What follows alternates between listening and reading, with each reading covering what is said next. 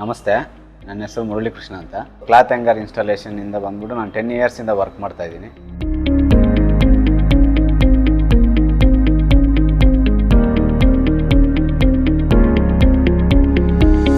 ಈಗ ಕಸ್ಟಮರು ಕೆಲವೊಂದು ಪ್ಲೇಸ್ ಇರುತ್ತೆ, ಅವರ ಜಸ್ಟ್ ಒಂದು ನಮ್ಮ ಸೀಲಿಂಗು ಒಂದು ಪ್ಲೇಸ್ದು ಫೋಟೋ ವೀಡಿಯೋ ಯಾವುದೋ ಒಂದು ಕಳಿಸಿದ್ರೆ ನಮಗೆ ಕಸ್ಟಮರ್ಗೆ ಯಾವ ಸೈಜ್ ಅಂದ್ಬಿಟ್ಟು ನಾವು ಆಲ್ಮೋಸ್ಟ್ ಫೋಟೋ ನೋಡಿದ್ರೇ ಗೊತ್ತಾಗ್ಬಿಡುತ್ತೆ.